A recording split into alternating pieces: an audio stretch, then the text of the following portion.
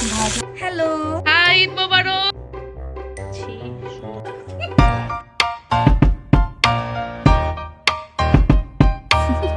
আসসালামু আলাইকুম everyone, welcome to my new blog. তো আজকে হচ্ছে ঈদের তৃতীয় দিন না চতুর্থ দিন হবে। তো আজকে আমাদের বাসায় একটা মিনি গেট টুগেদার হচ্ছে, মানে আমার আন্টি প্লাস আমার ফ্রেন্ড তারা সবাই আসতেছে। তো সব মিলিয়ে আজকে আমাদের ছোট্ট একটা মিনি একটা ব্লগ হবে। তো আশা করি আপনাদের ভালো লাগবে। চলেন আমরা আগে পিৎজা বানানোর সব কিছু দেখি। আজকে বাইরে অনেক রোদ উঠেছে, রোদের কারণে অনেক গরমও লাগতেছে। তো আমি এখানে পিৎজার জন্য ক্যাপসিকাম এবং পিৎজার সস রেডি করলাম। আর এটা হচ্ছে ইস্ট পানিতে চিনির সাথে রেখে দিয়েছি। এটা কিছুক্ষণ 20 মিনিট রাখতে হবে। আর চিকেনটা আমি এখন মেরিনেট করতেছি রান্নাঘরে। ব্যাড লাক, চিকেনটা এখনো গলেনি, এর জন্য আমি চিকেনটার পানি চেঞ্জ করে দিলাম যাতে একটু তাড়াতাড়ি গলে যায়। তো এরই মধ্যে আমার আপু আর আমার কাজিনও এখনো আসে নাই, মানে আমার আপুটা, তারা এখন অন দ্য ওয়ে। আর এই গরমের কারণে আমি এখন আইস ললি খাচ্ছি বসে বসে। আইস ললিটা মজাই আছে, ছোটবেলার আমার স্মৃতি মনে পড়ে গেল। আর সবাই দেখতেই পাচ্ছেন আমার এখানে একটা অতিথি আসছে, অতিথিরা যাওয়ার কোনো নামই নিতেছে না এত কিছু করার পরও। এখন চিকেনটা কেটে নিব, চিকেন কেটে বাটিতে রেখে পরে মেরিনেট করব। চিকেনটাকে কেটে ধুয়ে মেরিনেট করে নিলাম। মেরিনেট করেছি আমরা সয়া সস, কর্নফ্লাওয়ার এবং লবণ মরিচ দিয়ে। এটাকে এখন 10 মিনিটের জন্য রেস্টে রেখে দিব। 10 মিনিট রেস্টে রাখার পর এখন এটাকে আমরা ভেজে ফেলবো। অলরেডি চুলায় তেল দিয়ে দিয়েছি গরম হওয়ার জন্য। Almost done. চিকেনটা এখন পুরোপুরি ভাজা শেষ, আমি আবার বাটিতে ঢেলে নিছি। এখন পিৎজার ডোটা রেডি করব। এরই মধ্যে হাসি এসে পড়েছে। হাসি, ঈদ মোবারক।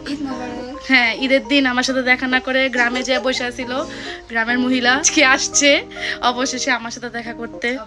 হ্যাঁ, থ্যাংক ইউ। হ্যাঁ, থ্যাংক ইউ। পিৎজার ডোটা বানানোর জন্য আমরা পরিমাণ মতো আটা নিয়ে নিয়েছি, এর উপরে লবণও দিয়ে দিয়েছি। এখন আমরা ইস্ট এবং পানি দিয়ে ভালো মতো মিক্সড করে নিব। এখন আমরা ইস্ট দিয়ে দিব, ইস্টের পানিটা। আর হাসি পরিমাণ মতো তেল দিবে, বেশি তেল দিলে তেল উঠার মাথায় দিয়ে দিব আমি। পিৎজার ডোটা বানানো শেষ, এখন এটাকে আমরা 10-15 মিনিটের জন্য রেস্টে দিব। তারপর দেখবো এটার অবস্থা, দেন সবকিছু রেডি করব। তো সোনালি আপু এসে পড়েছে। হাই, ঈদ মোবারক। এই যে আপু আবার মেহেদি দিছে, মেহেদিটা তো সুন্দর হয়েছে অনেক। তো এখন সোনালি আপু ডোটা সবকিছু রেডি করতেছে। আমরা কিছুক্ষণ রেস্টে রেখেছিলাম ডোটাকে, এখন সবকিছু বের করব। আমাদের ঐতিহাসিক বোটের দাগ এখনো কারোটা গিয়েছে, আমারটা চলে গেছে, এই যে দুজনেরটা আছে। 3টা ডো বানানো শেষ, এখন এগুলাতে আমরা এই যে ফিলিং গুলো আছে এগুলা দিব। আমার আম্মু এখানে আবার দুধের সেমাই রান্না করেছে, সেটা এখন দিচ্ছে সবাইকে। আমাকে খাওয়াই দেয় না, আমি গরিব, আমাকে খাওয়াই দেয় না। অবশেষে আমাকে খাওয়াই দিচ্ছে বলার পরে। তো এখন পিৎজা ডোটার জন্য বেলা হচ্ছে রুটি। এখানে আমরা চিজও নিয়ে নিয়েছি।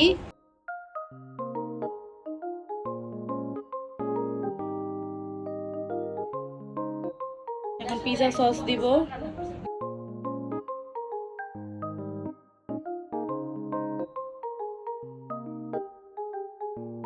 এখন চিকেন দিয়ে দিচ্ছে।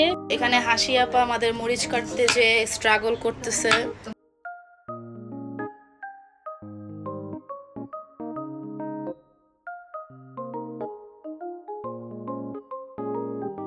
এই হচ্ছে আমাদের জুগাড়ু ওভেন। এখানে এখন আমরা পিৎজাটা দিয়ে দিব। এই যে পিৎজা, এটা কিছুক্ষণ ঢেকে রাখবো, তাহলে হয়ে যাবে। যাদের ওভেন নাই তারা চুলায় এভাবে পিৎজা মেক করতে পারবেন। এখন এখানে আরো একটা পিৎজা বানানোর প্রসেসিং চলছে, এরপর আরেকটা হবে। তো সোনালি আপুর হাতে পিৎজা অনেক মজা দেখে ওকে দিয়ে বানাচ্ছি। Thank you. এখন আমরা এই 2টা ডিম দিয়ে মেয়োনিজ বানাবো। যে মেয়োনিজের সামগ্রী নিয়ে আসছি আমরা। এখানে আরেকটা পিৎজাও ডান। তো ওটা নামানো হইলে এরপর আরেকটা বানিয়ে ফেলবো। তো এখানে ব্ল্যাকম্যানও এসে পড়েছে, চিপস নিয়ে আসছে আমার জন্য। Thank you Blackman. এই যে চিপস দিয়ে দিয়েছে। এখানে আম্মু আমাদের জন্য মুড়ি ভর্তা দিয়ে গেছে, আমরা এখন মুড়ি ভর্তাও খাচ্ছি। সব ইনগ্রেডিয়েন্টস দিয়ে দিয়েছি। এখন এটাতে আমরা তেল দিব একটু করে মেয়োনিজের জন্য। তেলও দিয়ে দিলাম। এখন আমরা এটাকে ব্লেন্ড করব। মেয়োনিজও রেডি হয়ে গিয়েছে। আমরা 2টা ডিম দিয়ে সুন্দর মতো মেয়োনিজ বানিয়ে ফেলেছি পিৎজার জন্য। পুরো বাহিরের মেয়োনিজের মতো হয়েছে। মেয়োনিজের ফুল রেসিপি জানতে হলে আপনারা অবশ্যই আমার রিলস দেখতে পারেন ইনস্টাতে, সেখানে আছে। পিৎজাটা হয়ে গিয়েছে, জন্য নামিয়ে আমরা একটু তাওয়াতে দিয়েছি যাতে নিচের সাইডটাও ভালো মতো হয়ে যায়। এখানে আরেকটা পিজা আমরা দিয়ে দিয়েছি, এটাও হচ্ছে। এই যে আমাদের পিজা বানানো শেষ, ব্ল্যাকম্যানের কাছে দিয়েছি।